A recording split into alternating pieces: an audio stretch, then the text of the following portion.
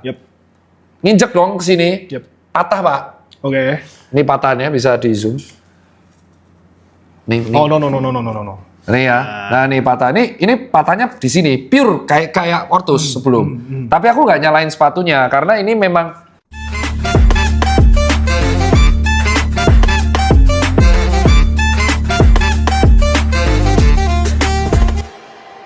Assalamualaikum warahmatullahi wabarakatuh. Masih dengan saya Tirta Cito. Hai. Kali ini kita tidak sendirian. Kita bersama seorang dokter. Ya, dokter yang masih sangat muda. Saya kaget, saya kerasa tua banget di sini. Angkatan kelahiran 98, jadi angkatan 2016. Beliau dokter, tapi hebatnya dokter bukan lulusan Indonesia. Ya, kita tepuk tangan untuk dokter Jason. Oke, Dok. Oke, kita sebelum bahas ini, Dok, karena akhirnya saya tidak sendirian, ada dokter bahas sepatu. Langsung kita perkenalkan dulu. Biasa netizen tanya, apa sih dokter bahas sepatu? Kalau boleh diceritakan backgroundnya Pak Dokter sampai akhirnya menempuh S1 di China, di luar negeri, abroad, terus S2 di luar negeri, sampai akhirnya balik Indonesia. Dari SD, Dok. Waduh, dari kelar kan, SD. Dok. Langsung. Monggo, Dok, waktu dan tempat mau. SD gimana, Dok? SD aku ya kayak biasa, sekolah Jakarta. Terus Di mana? ini perlu sebutin nih. Oh, perlu. Siap. Di mana? SD di Jakarta Pusat, seberang istana. Apa? Kalau tahu, Santa Maria. Wah, saya Kanisius. Oh, Solo. Solo, SMP. SMP. Nyebrang. Mana? Nyebrang Monas ke Kanisius. Weh, saya PL. Oh, berantem kita. Ayo, tawuran. Hey. Aduh, jangan gitu. CC berarti ya? Yes. Oh, SMP Kanisius ya? Aku SMP PL. Oke, Ayo, SMP berantem PL. kita. Tapi PL SMP. Betul. SMA. Sama, lanjut. Nah, CC. Lanjut CC lagi. Oh, anak CC. Ya, full. Woi. Itu guru CC, Dok. Itu guru CC, Dok. Dulu ini guru komputer berantem sama murid. Saya SMA Rekpak, Ursulin, Solo. Ursulin. Ya, terus kenapa akhirnya memutus? Terus habis itu S1 dokter. Terus tak putusin, ya udah. Ini kan emang niatnya mau ngambil dokter. Terus tak putusin. Ya udahlah, ngambil kedokteran tapi yang orang umum gitu. Ambillah di China. Dokter orang umum. Enggak, itu kenapa dari semua negara memutuskan itu? Kemarin temanku yang partner Susan Care, S1-nya dokter Rusia. Rusia. Ini China. Kenapa di China? Kan sudah jelas sulit itu bahasa dan kawan-kawan. Sebenarnya alasan 3 sih. Yang pertama itu murah. Hah? Murah banget. Zamanku itu dulu murah, termasuk yang affordable lah dibandingin kuliah kedokteran di luar negeri. Oh ya. Kita kalau ngomong misalnya di Australia atau di Malaysia gitu, atau bahkan mungkin yang lebih top tier kayak misalnya di US atau di Inggris, itu kan habis satu mobil. Let's say. Oke. Nah di China itu masih murah, kurang lebih sama dengan di sini. Oke. Berarti kalau kurang lebih, berarti pengen mencoba hal yang baru di luar negeri. Lulus masuk tahun? 2016. Oh berarti bener dong, 7 tahun bener kan? Yes. Aku 2009 masuk, terus lulusku sumpah tuh 2016, lulus S1 2013. Kalau Pak Dokter? Nah di sana itu langsung nyambung 6 tahun. Jadi 2016 sampai 2022 langsung dokter, nggak pakai S1.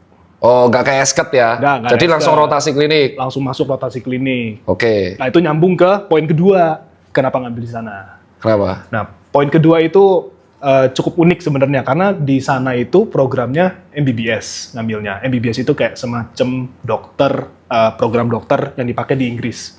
Wah enak loh. Kayak Commonwealth countries. Jadi kayak di Inggris, di Australia, di New Zealand. Oh berarti bisa kerja di London, situ. Liverpool? Bisa. Curang, aku harus penyetaraan kalau ke sana.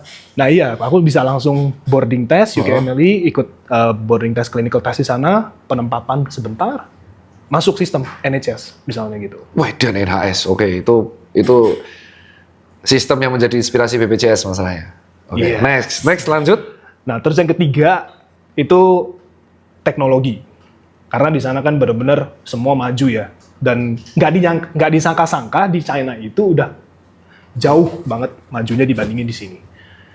Mungkin kalau mengambil satu kasus kardiologi deh.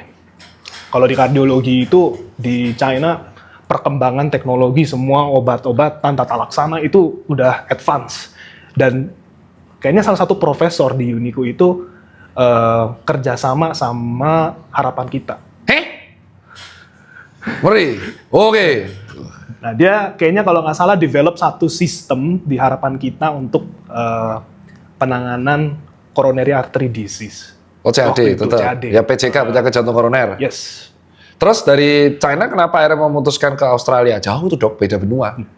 Sebenarnya bukan Australia langsung sih, aku ke Jepang dulu kan, ngambil master. Master apa deh? Jadi ngambil masternya itu di Sport Science and Medicine.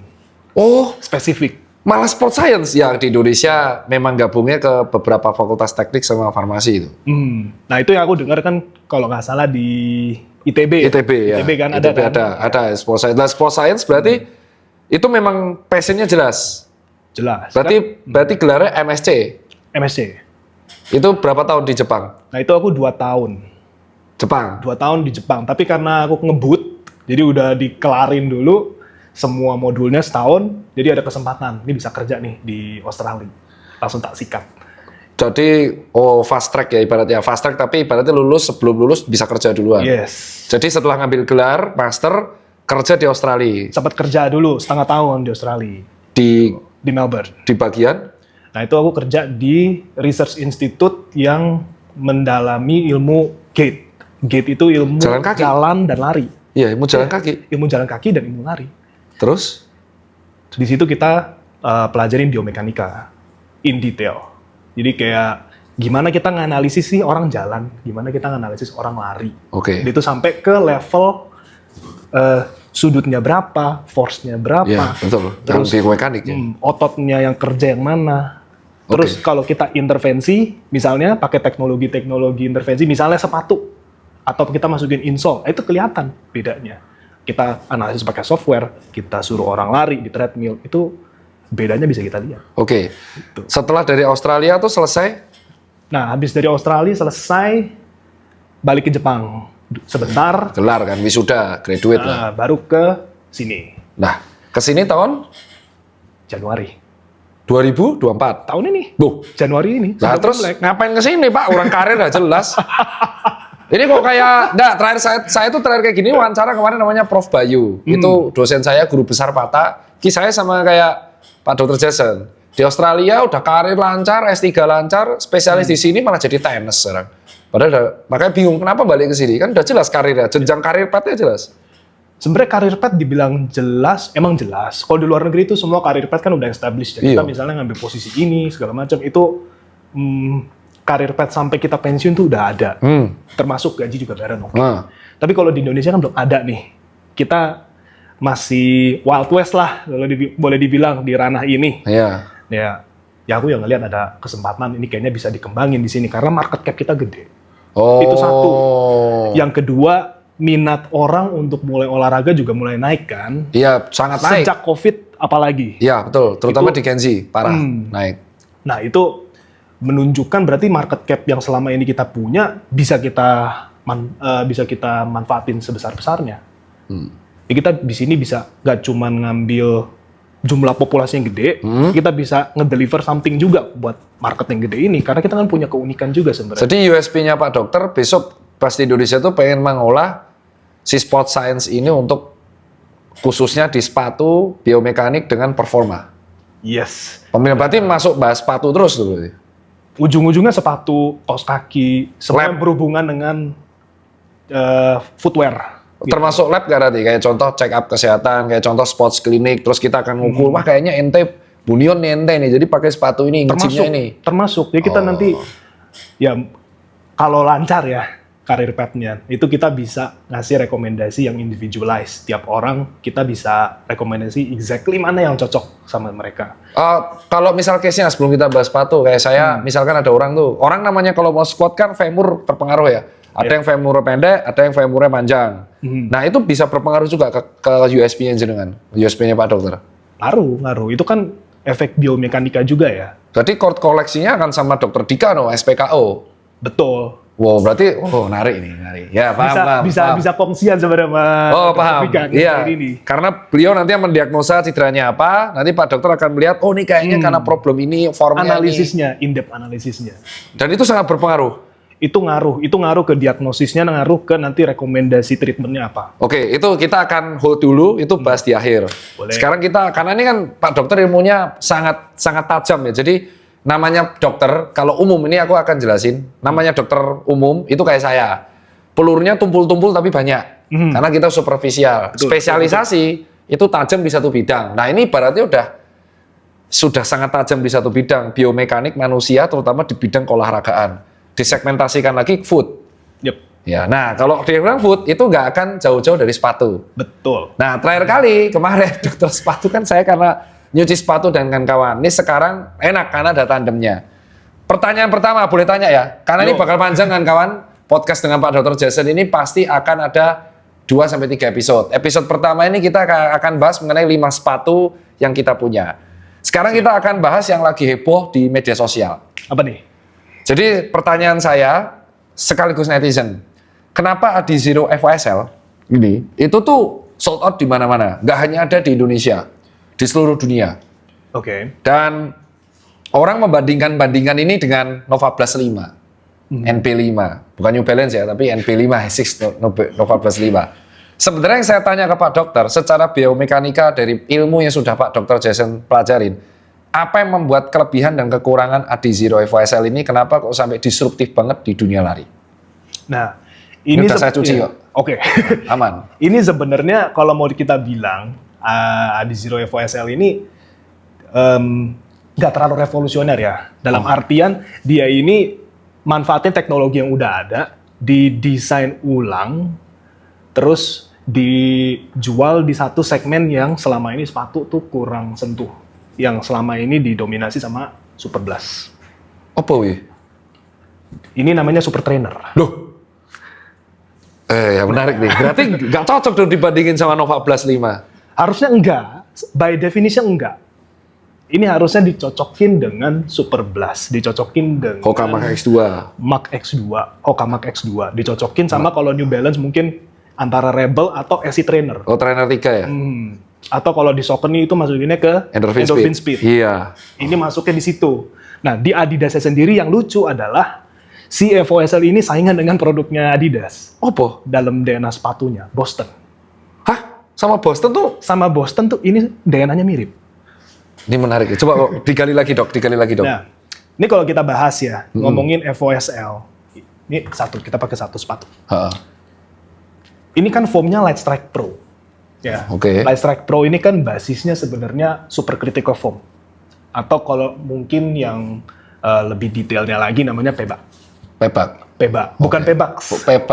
PEBA, ya, bukan PEBA. X. Nih ya, nanti tolong dok itu sumbernya. Biar nanti ke hakim ya. Jangan lupa dimasukin PEBA.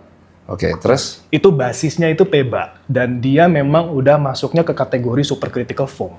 Meanwhile, kalau kita ngomongin Nova Blast 5, kan selama ini kan kalau kayak tadi dokter kita bilang di-compare sama Nova Blast 5 nih feelingnya enak segala macam. Padahal Nova Blast 5 itu nggak pakai PEBA, dia pakai EVA campuran sama OBC. Nah itu nanti dicatat lagi tuh. Ya dicatat ya itu. EVA plus OBC. Catat, nanti ditanyain. Kamu catat ditanyain ke Pak Dokter ngasih sumber. Lupa catat terus dia dari kemarin. Terus? Nah dua foam itu sebenarnya udah beda karakternya. Karena EVA sama OBC kalau dibandingin sama PEBA udah jelas lebih membal si PEBA, lebih empuk si PEBA. Lebih rebound ya, mantul. Lebih mantul, lebih bouncy. Oke, lebih Gitu. bouncy. Oke, masuk. Dibandingin dengan Nova Blast. Padahal sebenarnya Nova Blast juga udah bouncy banget hitungannya. Oke. Tapi tetap ini menang dari foam. Dan cost-nya kan lebih mahal bikin PEBA dibandingin pakai EVA atau pakai campuran OBC. Nah, terus yang kedua, ini tuh sebenarnya dalamnya ada plat. Ada plat kecil seukuran kartu kredit di dalam sini. Oh ya? Platnya dari? Nah, platnya itu kalau nggak salah TPU. Oh. Nah ini tapi kita perlu double check lagi. Dia TPU atau ada campuran apa atau something, tapi bukan karbon. Platnya itu bukan full length plate yang satu sepatu, tapi dia cuma seemprit doang kecil kayak kartu kredit di dalam. Oke. Di bagian dalam, di antara mid to forefoot. Oke. Nah ini yang bikin dia sebenarnya cukup unik karena kan kalau kita lihat dari temennya satu brand Boston, Boston itu kan pakai rod kan? Iya pakai rod. Dia full length pakai rod. Nah ini dia cuma masang sekecil itu doang, sekotak itu di doang. tengah ya? di tengah. Dan itu udah bikin dia beda dengan let's say Nova Plus. Oke. Nova Plus kan nggak ada plat. Jadi perbedaannya ada dua tadi sama Nova Plus. Pertama adalah komponen midsole-nya, kedua ada platnya. Dia ada platnya kecil. Oke. Sebenarnya dibilang plat kayak full length gitu, terus orang mau definisiin ini sepatu plat apa enggak, ya itu terserah lah. Itu silakan ditafsirkan sendiri. Cuman memang dia ada unsur platnya ukuran kartu kredit di sini. Oke, terus Gitu. Nah itu udah 2 poin tuh yang bikin dia beda. Terus kenapa kok dia banyak review? Kan kita melihat dari honest review orang-orang. Kenapa orang reviewnya ini top? Termasuk saya sendiri, aku kan punya dua-duanya. Jadi selalu aku bilang netizen, ini nggak layak di compare. Nova Plus 5 ya compare bukan sama ini. Aku bilang ya beli dua-duanya. Cuman aku, ini nyaman di pace berapapun. Terus nyaman banget di long run. Betul. Dan aku kan juga pengguna Super Blast 2. Pindah ke sini. Emang senyaman itukah atau kalau dari analisa biomekanik apa yang membuat ini berbeda, Dok? Nah apa itu sudah baca-baca atau gimana? kalau urusan nyaman ya itu selera. Oke. Itu subjektif. Aku ngomong nyaman, orang lain belum tentu ngomong nyaman. Setuju? Karena kan tiap orang larinya beda, tiap orang pemakaiannya beda, pace-nya beda, power-nya beda. Otomatis dia reaksinya ke sepatu juga pasti beda. Gitu. Oke. Nah, yang bikin dia dianggap banyak orang enak itu adalah dia nggak terlalu radikal. Dia nggak terlalu agresif kayak Super Shoes yang full plat karbon, tapi dia juga nggak terlalu memble kayak let's say Daily Trainer yang terlalu empuk gitu. Dia bisa main di tengah-tengah, memposisikan dirinya benar-benar kayak all-rounder yang kita mau ngajak pace 7, lari pakai pace 7 long run itu juga masih enak karena dia masih formnya itu compliant. Compliant itu ini ya, cushion. Lebih sulit ya di Indonesia. Compliance tuh ya itu ya gitu. empuk. Intinya sepatu yang agak ya tidak seempuk Nova Blast, tapi kalau dibuat PS7 masih enak. Iya. Nah, ngono definisinya Betul, compliance. betul, Kamu metu betul. bahasa Indonesia nih. Gitu. Terus. Jadi dia ini termasuk sepatu yang masih ada compliance-nya, tapi kalau diajak ngebut masih dapat bounce-nya, masih dapat resilience-nya. Nah, itu terminologi lagi dalam ilmu biomekanik buat ngasih tahu ini tuh sepatu bouncy apa enggak sih gitu. Nah, ini juga masih dapat. Jadi dibawa pelan atau dibawa kenceng pun ini masih nyaman dipakai. Itu kenapa dia range of comfort-nya itu bisa diterima lebih banyak orang dibandingin let's say sepatu yang lebih spesifik, misalnya kayak racing shoes atau misalnya kayak Daily Trainer. Daily Trainer kan kita bawa kenceng kan nggak enak. Nggak enak. Dia kurang efisien. Kurang membal. Iya, kurang membal. Nyerap getaran dia. Jadi bisa saya katakan ini sesuai dengan perkataan Pak Dr. Jason, dia tuh tajam di segmen tertentu ya. Biasanya kan begitu ya. Iya, ini dia menggali segmen yang one shoes for all ya. Betul. Nah dia pengen coba jadi all-rounder. Ini kan kalau kita trace back lagi ke historinya si Adidas, dia kan bikin Adidas Pro Evo 1 Iya. sebelum rilis ini. Iya, betul. Pro Evo 1 itu kan super shoes yang bener-bener Gila banget. gila itu kan. Iya, cuma sekali pakai pas itu. Sekali pakai hancur. Iya, yang saat itu. Nah, dia turunin bikin produk dengan modelan yang bisa dipakai semua orang. Jadi DNA sepatunya si Adios Pro Evo 1 itu dibikin yang lebih mass market, diciptakanlah ini Evo SL. Iya, dan secara harga ngawur dok. Secara bisnis aku lihat, ini harganya lebih murah dari kompetitor ya masalahnya. Jauh. Makanya di-compare sama NP, Nova Blast. Padahal dia secara karakter sepatu ini harusnya nggak di-compare sama Nova Blast. Ini bukan kita berasut menggoreng ini ya. Kita nggak ada afiliasi apapun sama Adidas. Ya, ini penjawab pertanyaan. Nah sekarang kalau ditanya Pak Dokter harian pakai ini nggak? Atau buat lari? Atau rotasi ya Pak Dokter yang paling sering? Enggak kan? Nggak, saya nggak pakai ini. Oh berarti nggak, ini biar netral, Kalau Aku nggak pakai ini, buat lari. yang dipakai Pak Dokter apa? Kalau buat all rounder-nya? All-rounder itu sebenarnya nggak ada all-rounder. Aku nggak punya all-rounder. Jadi kalau dalam rotasi sepatu itu aku either pakai yang benar-benar compliant atau yang nggak membal gitu. Yang empuk, nyantai. ya berarti yang nyerap tekanan banget, yang empuk. nyerep, atau sekalian yang responsif. Apa ya responsif? Nah, ini. Magic Speed. Waduh, mah digoreng ini. Mau keluar ya? Nggak, kenapa Magic Speed? Kenapa nggak Yogiri S4? Jadi progresifnya Pak Dokter lebih, ini kita bahas yang kedua. Saya milih ini sepatu pilihan Tirta nih. Ini rotasi pertama Tirta, ini rotasi keduanya, rotasi Pak Dokter yang progresif adalah Magic Speed. Magic Speed. Bukan Meta Speed. Bukan Yogiri S4. Bukan. Alasannya ada, alasan. Ada sebenarnya. Ini kan S4 itu kan aku udah pernah cobain waktu dia pertama launching tahun lalu di Tokyo Marathon. Ya, habis Tokmar. Nah, habis Tokmar. Terus ini kan juga sama habis Tokmar kan. Betul. Jadi timingnya pas tuh, semua keluarnya barengan, kecuali si Magic Speed. Magic Speed agak telat. Iya, betul. Launchingnya. Nah, kenapa nggak S4, kenapa nggak Meta Speed? Betul. S4 itu secara geometri di bagian heel, dia itu kecil di sini. Ini kita ngomongin bentuk sepatu ya. Ini S4 ya? Ini S4, ini Magic Speed, ini Magic Speed. Jadi kita ngomong S4. S4 nanti kamu cari Asics S4 Plus. Tapi di Jogja, jadi kamu cek gambarnya aja. Yogiri S4 Plus. Oke. Nah, itu compare sama S4 yang original. Oke, ada dua soalnya. Aku punya S4 Plus. Oke. Karena yang Yogiri itu udah di-upgrade. Nah, S4 itu yang kita ngomongin pertama ya. Itu sepatu yang heel-nya kecil. Jadi foam coverage, foam midsole-nya itu nggak luas. Hasilnya nggak stabil. Oh gitu. Nah, itu udah aku cobain dan emang nggak enak. Enak kalau kita formnya bagus, terus pace-nya kenceng. Aku kan pace biasa-biasa aja gitu larinya.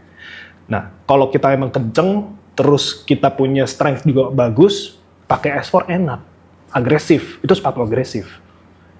Nah, Metaspeed juga sama. Ini racing shoes kan, jatuhnya kan. Dan dia kan foamnya beda sama si Magic Speed. Berat juga lebih enteng ini. Banget. Nah, yang bikin aku nggak milih pakai Metaspeed, pertama sayang. Eman, bener-bener eman, karena cepat habis. Oh, bener? Cepat habis dong. Ini kan super critical foam ya. Wah, diterangkan itu. Ini teman saya setiap long run pakai ini, tapi pace-nya kenceng. Waduh. Namanya Raffi Pace. Setiap race pakai ini. Wow. Setiap sesi long run pakai ini, interval pakai ini, kemarin race pakai ini. Aku yang ngingetin, hati-hati masa habis. Nah, ini langsung tanya ahlinya aja. Kalau saya kan ahli sepatunya karena experience ya, cuci sepatu ya. Saya ngelihatnya itu banyak mulai yang 3 bulan dipakai terus tuh grempel-grempel sininya. Nah, itu saya Pak Dokter. Kenapa ini bisa dibilang ada masa usia cepat habis? Menarik nih, menarik. Nah, ini kalau kita ngomongin super critical foam, balik lagi ke... Dicuci susah lagi. Ini soalnya nggak tahu cuci 2 kali nggak hilang-hilang. Ini doang yang harus hilang. Iya, jadi kelihatan dekil kalau dipakai. Gimana? Super critical ini? Foam super critical tuh selalu masalah di durability. Jadi dia memang banyak kandungan gasnya kan di dalam, buat dia ngebikin lebih cushion, lebih bouncy. Itu kenapa kalau kita tes, dia di durometernya empuk banget. Tapi nanti kalau kita tes lagi di lab, bounce-nya juga dapet. Betul. Karena banyak gas di dalam. Ngetesnya ya kalau yang bouncy itu? Ada videonya nggak? Paling gampang pakai ini kan sering nih. Bola timah. Medsos itu pakai bola, dimasukin kan, terus ngukur. Itu paling sederhana, tesnya pakai Kalau itu. yang paling ribet di labnya Pak Dokter ini yang Paling ribet, kita pakai 14 kamera, orang suruh lari di treadmill, treadmillnya ada force plate, masukin datanya, terus kita lihat grafiknya. Itu Pak apa namanya? Itu pakai 3D motion capture system. Ada videonya nggak? Video apa? Kasih ke kita. Oh, video kita Pas lagi ini. Ha. Ada. Kita lagi ngambil yang, tapi bukan ASICS ya, kita ngambil kayak Saucony. Nggak apa-apa, ini videonya ya. Ini cara ngetes yang bener-bener Ini yang bener-bener 14 kamera itu. gold standard. Di Indonesia nggak ada itu. Nggak ada. Indonesia baru sifat tempat tes keseimbangan. Oh menarik nih, peluang itu ya. Oh makanya ke Indonesia.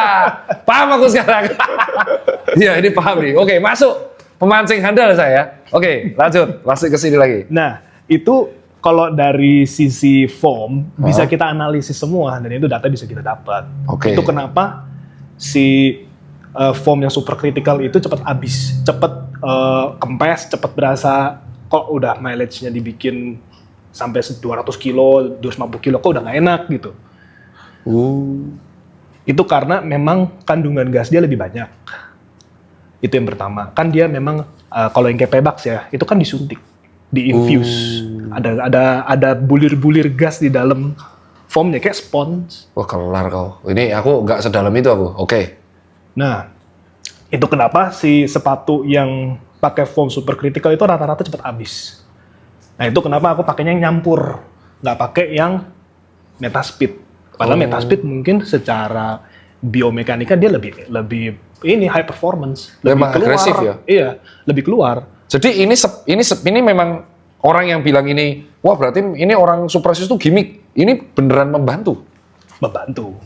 Membantu to some extent. Ini penting. Nah, ini. To some extent. Ini nggak berarti pakai ini jalan kaki terus jalan kaki bisa terbang. Atau kita pakai ini langsung PS4. Nggak bisa. Maksudnya membantu di sini to some extent itu gimana? Nah, to some extent-nya itu gini. Jadi kita kan lari ada beberapa parameter yang sebenarnya penting ya. Parameter pondasi kita bilangnya. Yang pertama tuh pace. Yang kedua power. Nah, yang ketiga itu campuran dari itu semua, outputnya gimana ke running form. Nah, itu nanti kita bisa lihat. Mereka larinya kayak gimana, terus karakter larinya gimana. Itu ngaruh ke seberapa efektifnya si sepatu, terutama super shoes, apalagi yang ada platnya, ngasih kita advantage, ngasih kita keuntungan. Oh, kejawab ini. Ini sebelumnya kan problem kejawab. Oh ya, paham sekarang alasannya karena Pak Dokter jangan ikut event juga ya? Aku memang udah nggak nyari event. Istilahnya udahlah lari cuma buat seneng-seneng aja, buat fun. sehat. Jadi udah di fase itu, makanya Oke, paham. Ini nanti tak bahas lagi. Iya.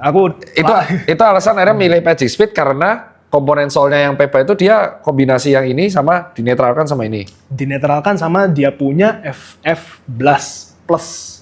Kalau nggak salah nih, campuran ini kan ada FF Turbo. FF Turbo itu kan sama. Sama yang ini. Ini Turbo Plus, ini lebih agresif lagi. Oke, ini Turbo ini nih. FF Turbo doang. Oke. Biasa. Itu pun juga cuman seemprit doang di bagian forefoot. Kalau kita belah, ini cek lagi di run repeat nanti ada potongannya. Run repeat video jangan lupa Hakim Oke ini lupa. Itu kalau kita belah dia tuh cuman di sininya doang di bagian forefoot. Jadi untuk ngebantu kita waktu toe off, waktu begini itu lebih responsif. Oh, waktu gini. Sisanya foamnya itu EVA campuran EVA and something, nggak tahu somethingnya apa. Tapi dia bukan supercritical foam. Jadi lebih dapat stability-nya, lebih dapat cushioning-nya waktu kita heel landing. Karena aku kan modelannya heel to mid foot strike. Dan itu ini menarik nih. Itu salah gak? Heel strike sama heel strike itu salah gak? Heel strike itu nggak ada yang salah sebenarnya. Mau heel strike, mau forefoot, mau mid foot. Terangan dong. Itu nggak ada yang salah. Nggak ada yang salah. Cuman memang kalau kita heel strike itu energi yang dikeluarkan untuk mempropel kaki ke depan gitu ya lebih banyak. Tapi nggak salah, nggak ada yang salah. Kita kalau pelari, misalnya kita ngomong lari long slow distance, itu kan ada kan istilah long slow LSD atau long run lah biasanya. Nah kalau long run itu kita ya most likely akan heel strike karena itu kayak jalan ya? Iya kayak jalan karena itu naturalnya kita memang begitu. Natural kita lari kalau kita pelan. Itu heel strike. Kelar kau ini yang ngomong dokter sport science, gak bisa bantah kau. Jadi buat coach-coach atau sok-sokan yang masih bilang heel strike salah, sebenarnya nggak salah, cuman energi yang dikeluarkan untuk memantulkan ketika dia pengen speed agak besar. Betul, lebih besar itu pun juga dikit. Dan dengan kategori aku menyimpulkan kalau untuk lari yang memang pace pelan dan awal pun itu pasti akan heel strike juga. Ujung-ujungnya akan heel strike. Okay. Coba nanti dicek aja deh, ada satu studi Boston Marathon. Ini orang nggak ada kerjaan kali atau gimana ya? Dia ngeliatin orang foot strike-nya kayak gimana sepanjang Boston Marathon. Terus akhirnya 90% something, nanti coba dikoreksi lagi datanya. Sekitar 90% ujung-ujungnya heel strike. Karena pelan. Bukan karena pelan, karena memang naturalnya kayak gitu. Itu kalau udah di kilometer sekian, kita udah nggak bisa jaga form. Karena kan maraton itu kan mentality kan. Iya betul, udah soal mental itu. 30 ke atas itu udah mental. Mental, betul. Dan mostly form kita udah berantakan. Betul. Waktu berantakan, semuanya balik ke heel strike. Mitos fakta belum ada dijawab sendiri. Asik juga nih Pak Dokter. Dan itu, nah pertanyaan. Kalau memang Magic Speed dipilih, kenapa nggak milih Super Blast? Ayo. Nice. Pertanyaan dan kan tongkrongannya ke Essex terus lagi. Saya ketemu Pak Jason ini malah saya kira di Aussie. Awal mula saya follow Pak Jason itu adalah, wah ini dokter Singapura nih. Ngomongin bahasa Inggris, ini kok ini Instagram Pak Jason ya. Dari fotonya, cara ngomongnya, deliver edukasi itu bukan kayak dokter Indonesia. Dan ternyata bener kan dugaan saya bukan lulusan Indonesia. Terus akhirnya ketemulah di Essex Sport Hub, tempat toko saya juga. Nah, kan nongkrong sama orang Essex, pasti bertanya sama, kenapa nggak milih Super Blast 2? Nah, kenapa nggak milih Super Blast 2? Pertama, ini personal opinion ya, bukan pendapat objektif, bukan rekomendasi juga buat orang lain. Berarti jadi ini benar-benar subjektif. Ini perasaan di diriku doang. Subjektif ya Pak Jason? Benar-benar subjektif di aku. Oke. Gitu. Kenapa nggak Super Blast? Kenapa malah milih Magic Speed? Nah, Super Blast itu nggak cocok malahan di kakiku karena lebih nggak stabil, lebih nggak berasa, itu yang pertama. Dia emang kalau kata orang-orang Super Blast itu ya semacam all-rounder yang paling enak lah segala macam. Iya, influencer bilang gitu. Betul, itu memang betul untuk mereka. Untuk kakiku nggak cocok. Sama dengan Nova Blast aku juga nggak cocok. Terlalu nggak stabil. Karena terlalu empuk-empuk itu ya. Dia kombinasi foamnya itu, compliance resilience-nya, sama dia punya bentukan, geometrinya itu nggak cocok di kakiku. Karena aku perlu stability di bagian heel. Di sini. Karena ini kan penting ya, dan tiap orang mungkin ada yang perlu, ada yang nggak perlu. Fitur stability di bagian heel. Nah, aku perlu di sini. Karena gampang oglek-oglek. Kalau terennya nggak rata. Wah, jago nih. Itu alasan kenapa beberapa orang ada yang maksain pakai Super Blast. Mungkin anatomi kaki nggak cocok, dia nyeri di bagian tumit ya. Bisa. Asli. Bisa. Jangkrik, bisa jadi dong nyalain sepatu Bisa kali. jadi. Nah terus Magic Speed sama Super Blast tuh platnya sama? Super Blast nggak ada plat. Nggak ada. Pure. Wow, ini mana ada plat? Iya, Super Blast tuh main 2 foam. Dia nggak ada plat. Ini ada plat. Full length. Platnya full length? Iya, ini full length. TPU apa karbon? Karbon. Wah, jangkrik. Oke. Ini malah platnya super kartu kredit. Ini Kecil. kalau dibilang full length, bukan full length. Ini Tapi segini toh. Kecil. Ntar cek di fotonya di Rarepit. Itu kecil. Tapi ada. Super Blast nggak ada? Super Blast kosong. Cuman main 2 foam. Nah kok bisa dia dikategorikan super trainer? Karena agresif banget apa gimana itu? Karena kombinasi dia punya 2 foam itu cukup unik sebenarnya. Super trainer itu kan nggak berarti si sepatu mesti punya plat karbon. Iya. Doesn't mean like that. Super trainer itu kan kuncinya dia pakai plat yang, dia pakai foam yang super critical, lebih tinggi dari si EVA. Boleh di mix, boleh di ini, itu juga by definition, itu juga definition by market sebenarnya. Nggak ada yang orang definisi exactly ini nih super trainer, ini bukan super trainer gitu, nggak ada juga. Tapi rata-rata super trainer itu pakai foam yang lebih super critical, artinya lebih agresif sama lebih empuk. Nah, Super Blast pakai itu. Oh, jadi tentunya dari foam. Dari foam. Udah kejawab semua, mulai kejawab semua. Nah, kita akan bahas yang carbon plate ini ya, karena ini udah menarik nih segmen. Dari ini sudah, kita akan bahas 2 sepatu yang ini sama ini. Ini kan karbon semua. Sip. Saya akan bahas yang teoritis dulu. Jadi di era 2023-an sama 2022, sepatu carbon plate tuh semua tinggi-tinggi dan kayak wedges. Kayak ini heelnya hilang coy. Yep. Nah, ini gila ini. ini heelnya hilang coy. Dan saya pakai itu kalau nggak PES 5 kecil atau PES 4 pegel pak. Ya. Wah pegel banget sininya tuh. Jadi kayak ya nggak bisa buat pelan ini memang. Nggak Nah bisa. sebenarnya pertanyaan pertama dari saya seorang dokter umum yang bukan sport science ke Pak Jason itu adalah seberapa fungsional sih ukuran heel drop? Heel drop itu ngaruh. Iya, dia ngaruh cukup signifikan ya kalau dalam desain sepatu. Oh ya, heel drop didefinisikan, lupa Pak dokter. Nah, heel Lupa. drop itu apa? Nih misalnya ini kita ngomong sepatu. Ini sorry, ini terlalu agresif. Oke, ini. Ya sudah langsung diomongin. Kelar kau. Gak ada heel ya, ini sepatu peng-peng nih. ini gila ini. Kalau kita nginjek kayak begini, wah, walau-walam gak ada yang tahu dah. Ya, Itu ini, gimana? bayangin saya pakai ini cuma kuat 60 kilo ya. Tapi saya pajang tetap buat pertanyaan ini.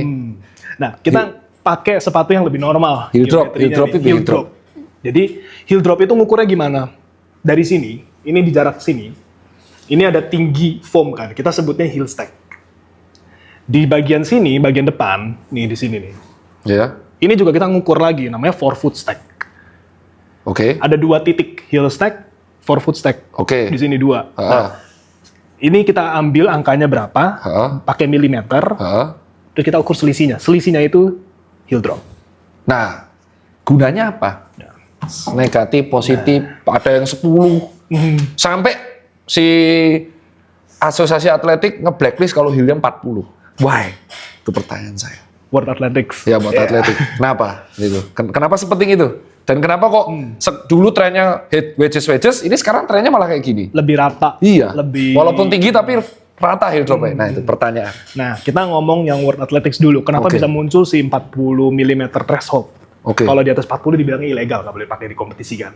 Nah, jadi waktu belum ada regulasi itu, brand-brand itu berlomba-lomba bikin sepatu yang bisa ngasih keuntungan buat para pelari elit di level maraton. Oke. Nah, itu kita mesti trace back mungkin ke tahun 2020 atau 2021. Waktu itu kan Nike ngeluarin Alpha Fly 1, ya, zaman-zaman itu. Dan Alpha Fly 1 kan dibilang, ini sepatu orang gila nih, sepatu doping nih. Ada Air Zoom Pod-nya di tengah-tengah, terus dia ada plat karbon, terus stack-nya tinggi. Waktu itu 40 mm itu udah termasuk tinggi. World Athletics sudah tahu nih, ini ada advantage-nya karena memang berdasarkan studi itu bisa ningkatin running ekonomi. Dengan geometri sepatu yang memanfaatin plat karbon, manfaatin aksesoris yang bisa bantu dia lebih membal, itu bisa ningkatin performa. Otomatis, kalau kita balik lagi nih ngomongin ke campaign-nya Kipchoge waktu dia mau break to hour, sebenarnya tercapai kan? 159 sekian-sekian itu Tercapai? kan? Nah, itu terbantu karena sepatu juga salah satunya, faktornya. Nah, World Athletics mau jaga supaya ruang perlombaan yang di level global itu tetap fair.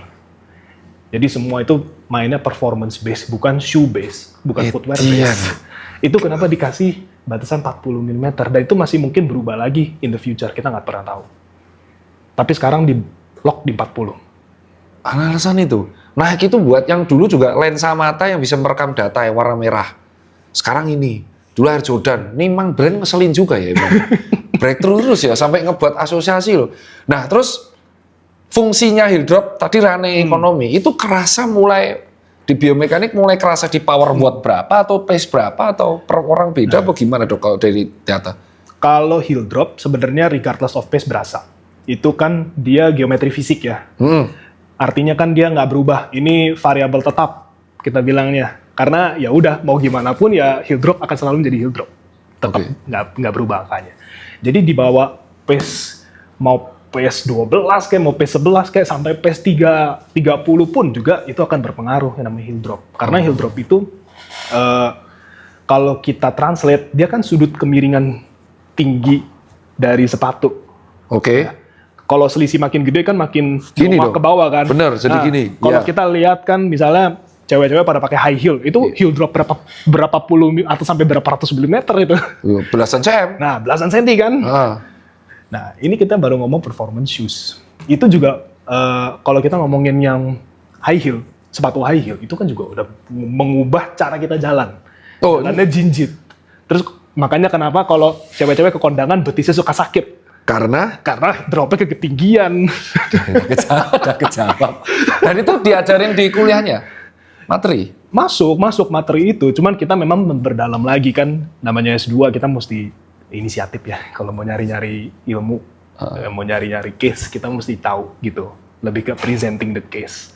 Nggak disuap gitu. Kita cuma dapat teori dasarnya, terus ya udah. Silakan eksplorasi sendiri. Oh, jadi ketinggian sepatu sangat berpengaruh dengan kit. Ngaruh, sangat berpengaruh. Dan akan berpengaruh dengan otot mana digunakan. Betul. Nah, sebagai Pak Dokter nih menyarankan ada pasien tanya, ya udah kalau gitu Pak Dokter Jason yang udah paham di bidang ini, kalau saya niatnya cuma buat jalan kaki, sepatu apa yang harus saya cari? Bukan merek, ciri khasnya apa? Sepatu buat jalan kaki. Kalau cuma buat commuting kayak saya commuting jalan kaki lebih dari 10.000 karena hari ini segitu, biar nggak cepat pegel dan berdiri lama enak. Sepatu apa yang harus saya cari? Nah, itu kalau mau dipertimbangkan faktor utama yang paling penting adalah dengkul. Karena kita kalau misalnya lagi berdiri lama gitu kan, atau lagi jalan yang emang ya buat commuting aja gitu, terus masih bisa duduk, masih bisa berdiri, masih bisa berkegiatan, yang kita perlu pikirin dengkul sebenarnya sih. Karena dengkul paling gampang pegel. Itu kalau jalan. Jalan? Itu kalau jalan dan itu kalau commuting ya. Oh beda ya? Oke. Itu kan kita nggak pakai buat lari, kita cuma pakai buat berdiri, jalan Iya, bentar, benar. berdiri lagi. Heeh. Nah itu mendingan yang high drop. Tapi itu juga nggak mesti karena kaki orang kan beda-beda ya. Tapi disarankan. Yang membal, nah sekarang high drop, tapi yang membal atau yang empuk? Kalau untuk dipakai jalan harus yang empuk, bukan yang membal. Karena kita kan jalan nggak perlu bounce, kita jalan perlu dia ngurangin load supaya dengkulnya tahan, dengkulnya nggak sakit, ototnya nggak cepet capek, jadi kita bisa jalan lebih jauh.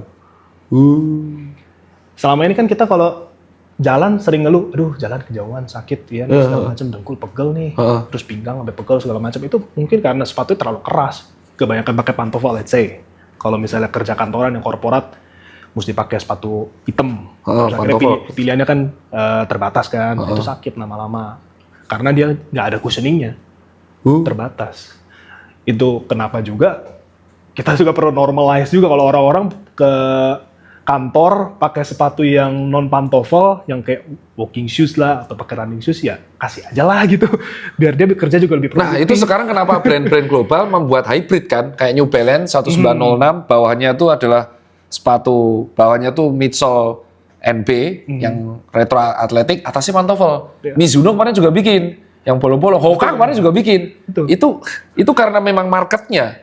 Itu untuk memenuhi kebutuhan tadi. Canggih. Yang paling apa namanya, yang paling by definition ya, itu Hoka Transport. Oh iya, Hoka Transport yang dipakai Andika.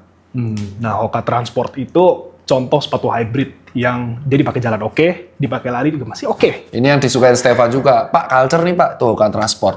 Jadi ternyata bukan culture, memang itu dibuat buat jalan kaki. Oh pantes. Kalau apa impact-nya kalau saya memakai, ini saya nggak nyinyir, tapi tanya beneran. Apa impact-nya kalau saya memakai contoh Meta Speed Sky atau Alpha Fly 3 buat jalan kaki? Karena saya, ketawa loh, dirujak loh nanti dok. Dok saya pernah dirujak netizen threads loh, cuman gara-gara itu, duit saya pengen pakai Super Shoes. Tuh bule-bule pakai, apa impact-nya dari seorang ahli kesehatan, apa impact-nya kalau saya pakai Super Shoes yang high drop-nya tinggi, terus bouncy, membal, buat harian? Ya regardless of mampu beli apa enggak ya, regardless of that, kita nggak ngomongin soal faktor itu, kita ngomongin soal fungsionalitasnya. Oke. Pakai sepatu yang, let's say race day shoes lah. Ini race day, pakai ini. Ini sering dilakukan Raffi Pace. Pakai ini dia, sindir sih. Jadi lari, pakai di KRL MRT, kerja pakai ini juga. Nah, ini pertama kalau dipakai buat jalan, nggak stabil.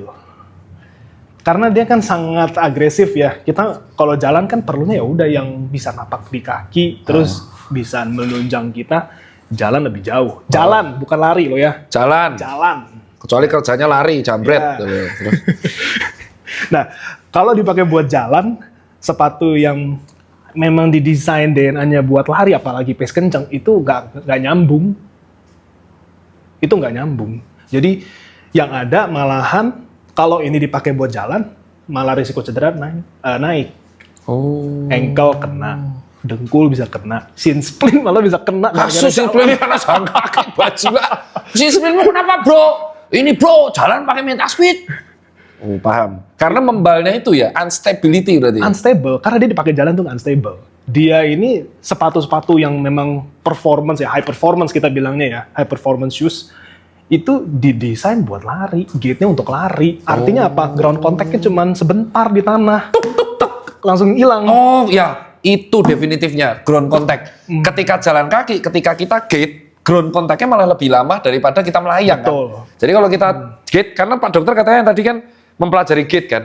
Jadi kalau kita jalan kaki kan gate kita lebih lama, ground contact kita lebih lama. Betul. Tapi ketika kita lari, ground contact kita malah sedikit kan? Sedikit. Iya, paham. Iya, paham aku. Itu kenapa si Maksud. plat-plat yang super kritikal begini emang cocoknya buat yang ground contact-nya cepet. Udah. Karena dia memang tujuannya kan mau bikin dia membal, lari lebih kencang. Lari lebih efisien. Makanya diciptakanlah deh sepatu yang kayak gini-gini modelannya. Masuk. Kalau dipakai buat jalan, dia kan otomatis ground contact-nya lebih lama. Betul. Lama nunggu, baru berdiri lagi. Iya, non-stable. Terus belum lagi kalau kita jalan, itu kan gate-nya beda sama lari. Jalan itu kan salah satu kaki pasti nempel di tanah ketika kaki yang sebelahnya naik. Kalau lari, ada posisi kita kayak lompat. Fly. Fly. Oh, iya. Fly. Logo Hoka. fly human fly. Nah, Ya benar. itu bener. Kalau kita lari itu ada momen kita nge-fly. Jalan bisa kakinya nggak di sini, buntung satu. Nah, Oh, bisa. Nah itu bukan itu dark joke ya. Jangan nanti marah lagi orang-orang. Ya benar. Masuk. Aku masuk paham. nah itu nyambung lagi kenapa akhirnya sepatu-sepatu yang buat high performance dipakai buat jalan malah bikin masalah dibandingin benefitnya dipakai buat running. Jadi kadang ya aku nggak ngerti juga kenapa orang-orang mau pakai Bangga ya? untuk jalan. Nah berarti ini juga menjawab kenapa banyak orang memakai Asics Nova Blast 5 buat kerja enak. Malah menurutku nggak enak. Nggak enak, Nggak enak karena Karena instability. karena nggak terlalu unstable untuk dipakai jalan. Oke, berarti Hoka Transport, wah malah iklan gratis. Padahal tuh diskonan dulu. Hoka Transport tuh sempat kena sale 20%. Barang sisaan gudang semua ya. Enak ya? Ya udah kalau itu berarti cari itu. Nah, Oke, lanjut. itu kalau kita ngomongin sepatu yang buat lari sama buat jalan. Kayak misalnya hybrid yang bisa dipakai buat lari dan buat jalan. Contohnya apa? Gel Nimbus Asics. 26. Apapun. Gel Nimbus apapun. Dia Gel Nimbus 25, 26, 27 itu suka-suka lah udah selera. Tapi memang DNA-nya itu bisa dibikin untuk jalan. Contoh lain, nih New Balance 1080. Oh ini sapunya nih, New Balance 1080. Itu juga bisa buat jalan. Ini malah lebih enak buat jalan dibandingin buat lari. Jangkrik, aku mau buat lari lagi. Nah itu contoh sepatu yang tepat guna gitu. Dia didesain untuk lari, tapi dipakai buat jalan juga masuk gitu. Nah itu yang kayaknya lebih cocok ya sebenarnya dipakai buat orang kerja, buat orang yang jalan commute dibandingin pakai super shoes. Oke, dan ini menjawab kenapa ada Mizuno Prophecy Mob.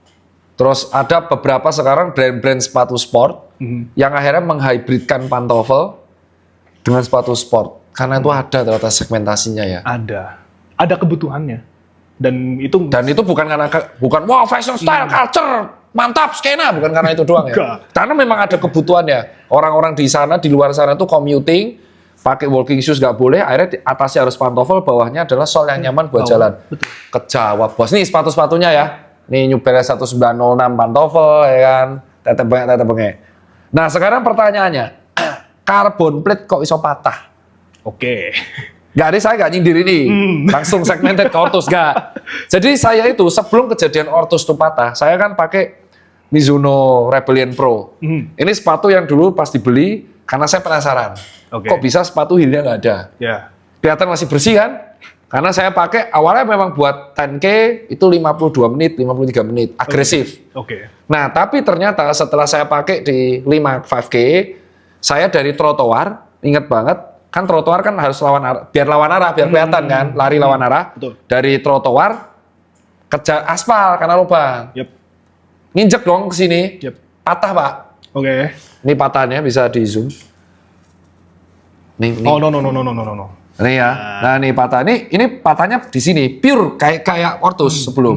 Tapi aku nggak nyalain sepatunya karena ini memang jadi dari gimana ya? Kayak lu kena lingiran gitu loh. Jadi kan aspal kita nggak rata ya. Yep. Jadi pas dari trotoar ke aspal tuh kotak tuh nggak tahu kena kerikil apa-apa bunyi, Pak. Nih ya kita lihat ya. Yes. Nih ya. Bisa kelihatan nggak? Ya di zoom ya.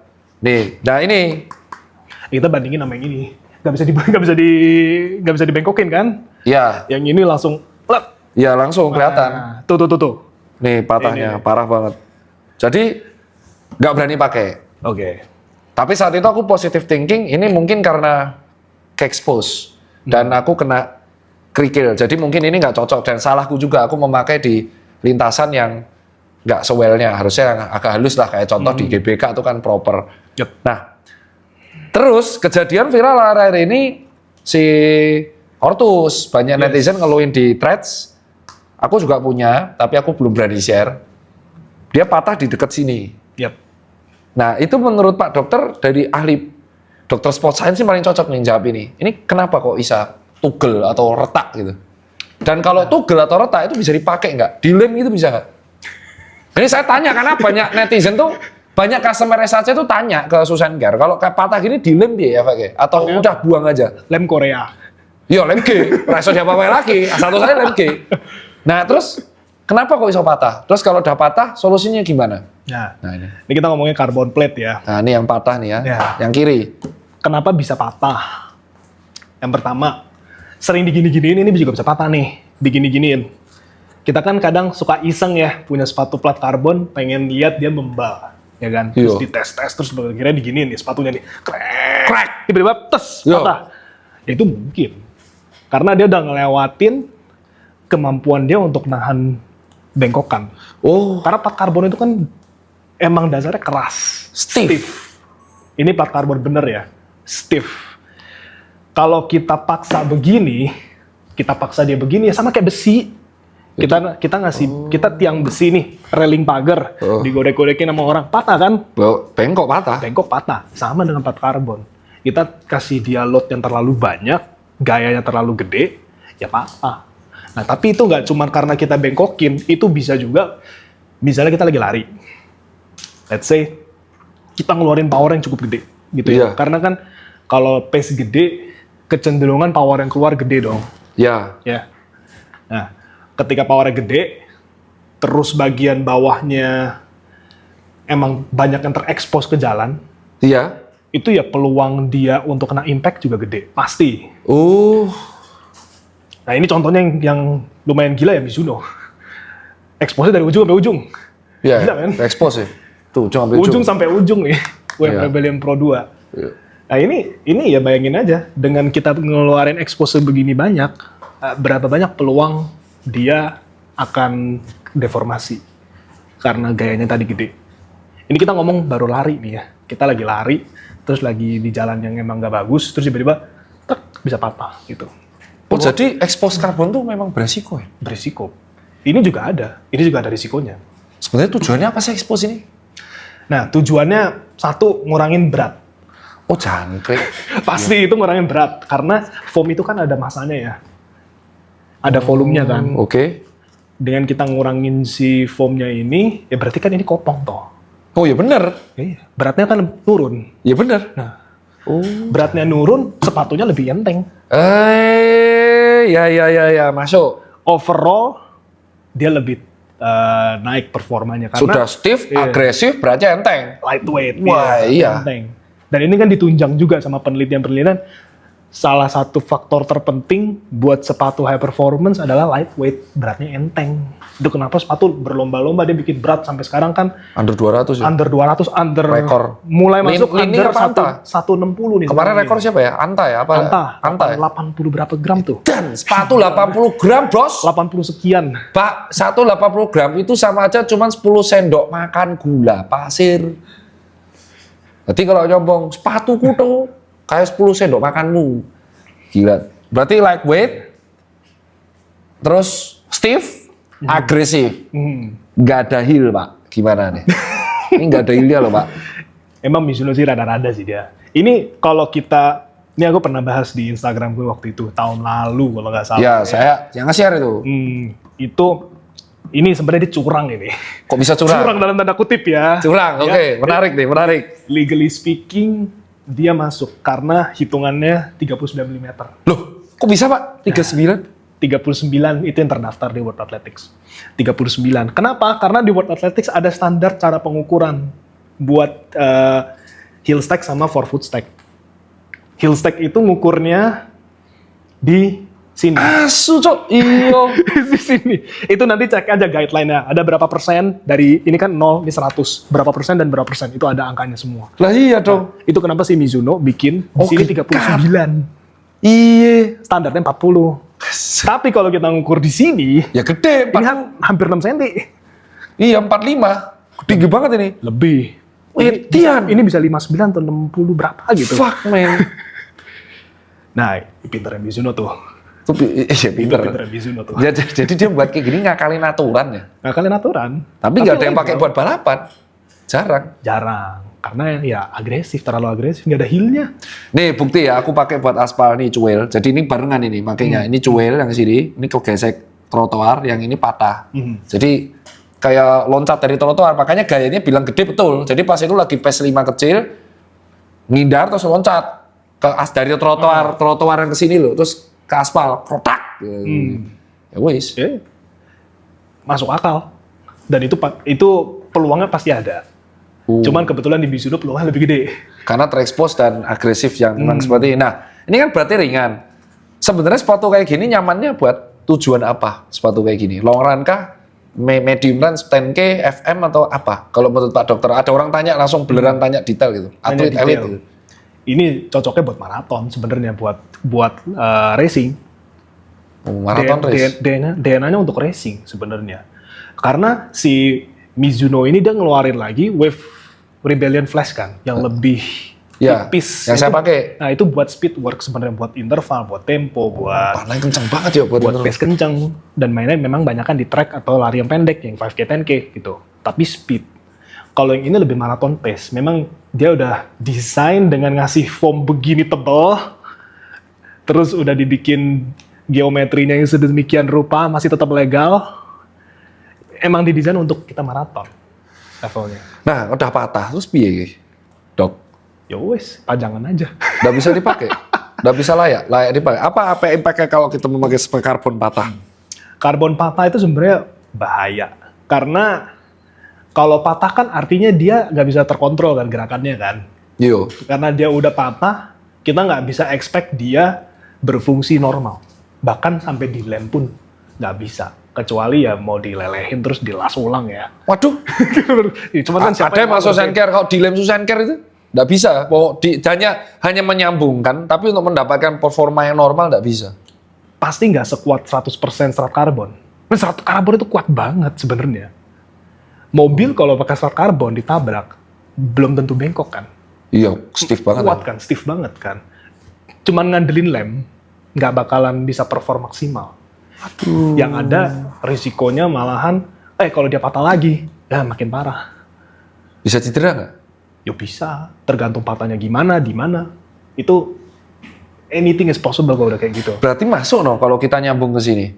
Problemnya sama no. Berarti problemnya si Ortus 8 yang kemarin banyak yang ngeluh di threads dan patahnya itu rata-rata pas kenceng, loadnya lagi kenceng. Karena kan orang pasti pengennya namanya super shoes, Ya, pengennya kenceng. betul. Berarti penyebab utamanya karena expose.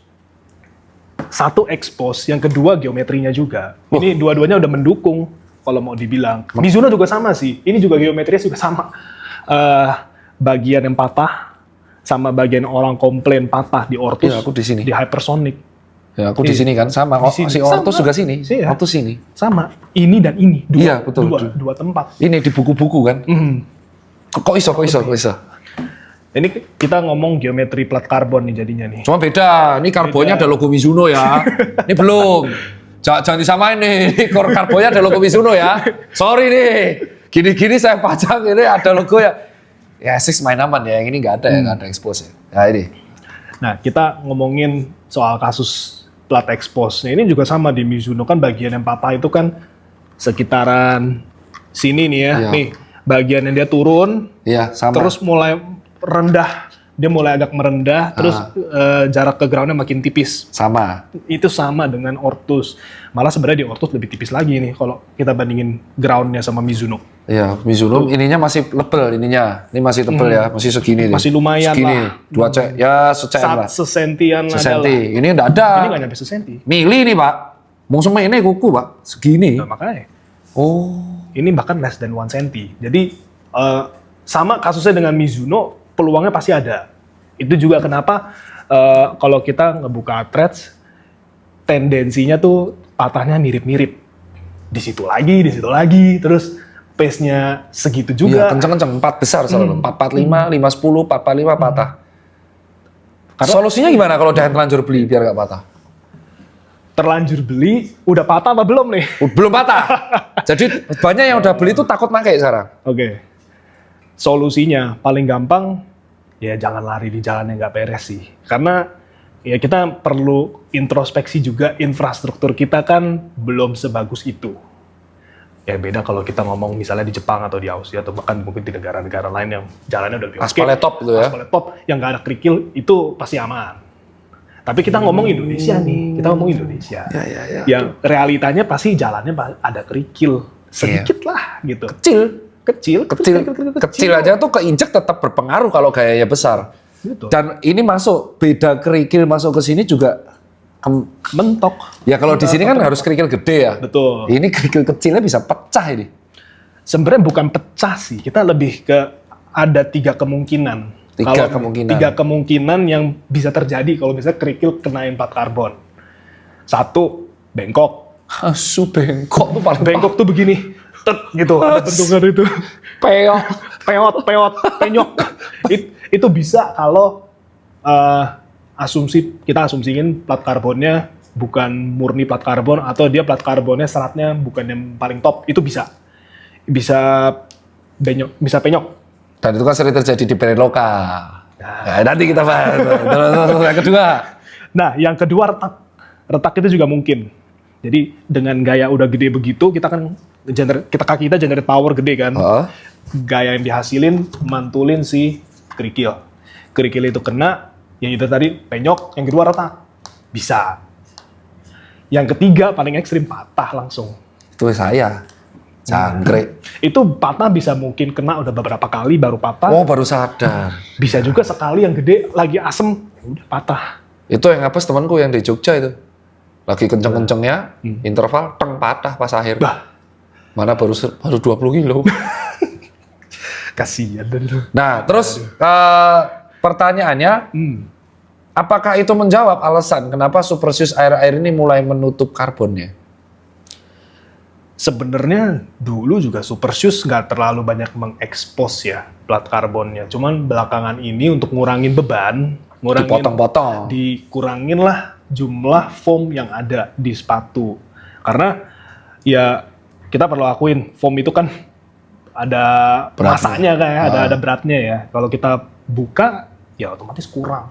Nah, solusi dari Pak Dokter, kalau ada ortus di depan, solusi daruratnya buat ini gimana? Solusi darurat pertama. Kan kalau ganti midsole kan mereka harus 6 bulan. Gimana solusi daruratnya? Nah, solusi darurat pertama, ini apa jangan-jangan udah penyok? Oh enggak. Dia malah paranoid. Malah ngomongin di sini lagi. Itu no sensor, ini no endorse ya. Yeah. No endorse. Saya sudah pakai 150 kilo, nanti reviewnya setelah ini. Enggak, aman. Cuman ini doang, kerak. Kerak Kotoran. Gimana? Nah, solusinya yang pertama, jangan dipakai lari kalau di jalan yang berkerikil. Itu udah safety precaution dari dulu deh. Aduh, mampus, berat. Itu udah Stadion dong, berarti lari harus di GBK, Stadion Mandala Krida. nggak mesti stadion sih. Kayak kita misalnya jalan yang agak mulus, let's say kalau di Jabodetabek, Sudirman. Tamrin Sudirman. Pantas yang patah kemarin bukan orang Jakarta, Pak.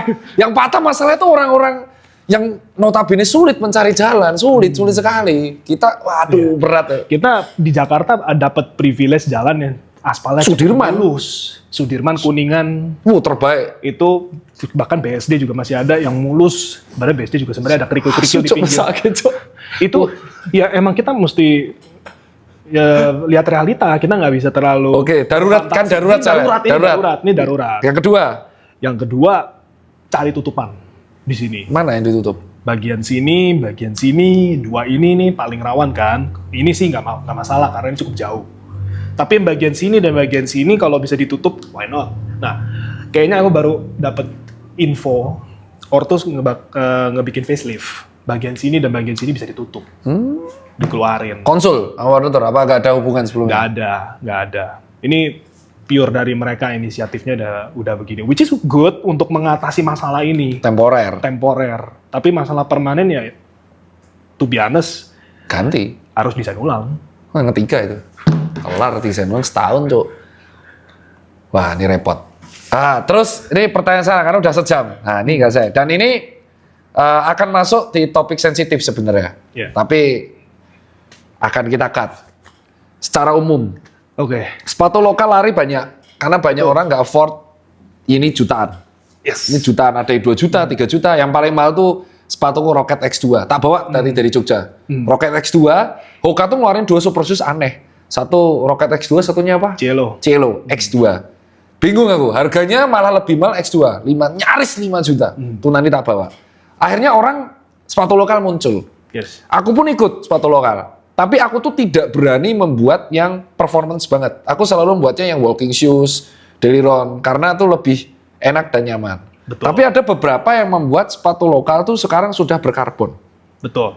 Dan aku tahu ada yang white label, jadi dia beli midsole dari China, di desain, pesen, pasang, beres, apa enggak. Nah, sebenarnya dari melihat sepatu lari lokalnya di Indonesia, dari seorang Pak Dr. Jason, dengan background yang sudah panjang, problematika dan masukan apa yang bisa kita berikan pada brand-brand lokal ini?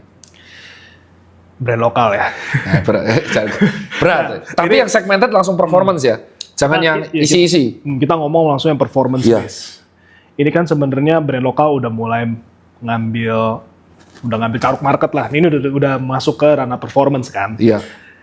Sebetulnya ada hal yang benar-benar perlu diinvest sama brand lokal. Itu di research and development. Karena gini, sneakers, daily trainer, sama high performance shoes itu kebutuhannya beda. Kita kalau ngomong sneakers, yang penting desain, yang penting colorway, yang penting material. Betul. Yang penting matanya sedep, udah bisa lihat itu. Wah, ini barang bagus, barang enak, stylish. That's it. Gak penting dia midsole-nya apa, gak penting dia performance-nya gimana. Yang penting kelihatan bagus, that's it. Orang beli. That's sneakers. Yang mana kita udah matang lah pasarnya di situ. Iya. Jadi nggak usah diobrak-abrik lagi. Gitu. Yang kedua, daily trainer. Kita mulai banyak ngeluarin daily trainer yang sebenarnya udah cukup oke. In terms of design, engineering, itu udah oke lah bisa bersaing dengan brand-brand luar. Cuman masalah memang di material sourcing-nya itu masih kurang durable. Terutama di outsole. Nih, Itu banyak yang mereknya jangan dibahas. Ini episode 2, Nah. saya bawa. itu banyak yang ngeluh soal material karet outsole. Oh, paham nih aku nih. Itu tinggal kita sebetulnya mainin quality. Kan brand lokal itu seneng bikin sepatu yang price range-nya tuh di bawah 600 lah. 300 sampai 600. 600, ya kan? Iya, betul. Yang harganya tuh benar-benar bisa terjangkau gitu. Oke. Which is bagus karena marketnya butuh sepatu yang kayak gitu. Tapi delivering produknya nggak bisa yang dipakai terus orang mengeluh, akhirnya jadinya malah nggak balik gitu, kapok pakainya. Itu quality soal daily trainer. Nah, kalau soal performance shoes lumayan ribet sih. Performance shoes itu perlu investasi yang lumayan gede untuk R&D. Karena performance shoes itu kita nggak bisa serta-merta cuma nge-white label dari China gitu. Terus kita bikin desain, materialnya sama, dioprek-oprek, jadi. Itu nggak bisa sustain kalau mau yang kayak gitu. Apalagi kalau goalnya itu mau bersaing sama brand mainstream ya. Let's say yang udah kayak mapan kayak Nike, Adidas, Puma, New Balance, Nike, On, Hoka, Asics, dan kawan-kawan. Itu kita nggak bisa white labeling lagi mainnya. Udah bener-bener harus R&D, harus bikin sendiri, cari DNA-nya sendiri, dan bener-bener di riset sampai mendalam. Karena kalau udah ngomongin performance shoes, risikonya lebih gede. Karena risikonya bisa injured, cedera. Yang kedua, sepatunya bisa kayak gini? deform. Ini? Itu bisa. Ini resiko kedua ya? Ini risiko kedua. Risiko ketiga, ya orang bisa DNF gara-gara sepatunya nggak beres. Wah iya, chaos nih. Jadi ini harus dimitigasi. Ya, cara mitigasinya R&D. Dan dalam divisi R&D, apakah seberapa penting sport science itu? Untuk R&D di performance shoes, sport science itu bareng pentingnya dengan material science. Nggak hanya desain sepatu? Desain udah pasti penting, karena kan desain itu kan core dasarnya kan. Tapi untuk menunjang si desain itu nggak akan berarti apa-apa kalau nggak didukung sama dua komponen gede. Yang pertama material science, yang kedua sport science. Oke. Dia harus nyambung nih dua-duanya, dan dua-duanya harus konsul. Jadi kalau kita ngomong di segmen R&D, desain doang nggak akan menghasilkan sepatu yang Itu untuk performance? Ini performance. Ya, performance. Nah, ketika bicara sneakers, desain doang. Kalau sneakers desain aja cukup. Jadi problematikanya nyampe nih. Berarti mereka tuh mulai shifting ke performance, tapi membawa vibe atau cara kerjanya sneakers ya. Jadi desain doang, oke, white label, lempar ke market. Nggak bisa begitu cara kerjanya. Kalau performance harus desain sepatu dulu, kerjasama dengan material research, sport science research, baru bikin. Itu juga dites prototipe A, B, C, D, E, F. Normalnya berapa bulan itu tahun? Kenapa kan karena sepatu kan kita lihat ini tiap tahun ada yang tiap 8 bulan. Normalnya berapa tahun sekali atau berapa bulan sekali R&D dari prototype sampai akhirnya rilis? Kalau brand-brand udah punya blueprint yang matang di awal, sebenarnya cepet. Apalagi kalau upgrade-nya minor ya. Kayak contohnya, Asics ngeluarin gel Cumulus. Belum lama ini keluar kan gel Iya, gel Cumulus. Udah 27. Iya. Dan dia bisa keluarin setiap tahun sekali. Itu karena DNA sepatunya, basis research-nya udah matang. Jadi waktu dia nge-upgrade ke gel Cumulus berikutnya, udah jadi gitu. Tinggal kita lihat nih kekurangannya di mana, feedback-nya apa. Jadi waktu dia nge-tweak, dia udah hemat banyak waktu. Meanwhile, kalau kita baru mau mulai, itu mungkin bisa makan 1,5 tahun, 2 tahun untuk bikin satu sepatu doang. Jadi investasi termahal itu memang R&D ya?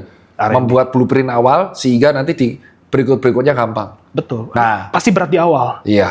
Kalau ngomongin ini, nggak mungkin kita nggak bisa ngambil jalan pintas maunya langsung ya udah ambil Oke. white labeling. Kalau boleh tahu nih sebelum ditutup ada yang ngontak nggak dari brand lokal? Ada. Itu kita akan sambung di episode 2. Tapi episode 2 kita akan bahasnya segmented ke brand lokal. Saya akan tes Pak Dr. Jason 10 brand lokal artikel. Brand lokalnya tetap ada beberapa, tapi artikel SKU yang akan direview langsung oleh Pak Jason. Nah, buat teman-teman netizen, silakan komen di YouTube atau di teaser ini kalau ada ya. Komen di YouTube aja. Artikel apa yang pengen kalian tes, tapi syaratnya brand lokal. Harus performance ya, di lari, bukan bola dan kawan-kawan. Itu aja dari saya Dr. Tirta. Saya Dr. Jason. Sampai jumpa di episode 2. Sejam 10 menit loh nih. Wih, panjang. Thank you, Dok. Oke, dan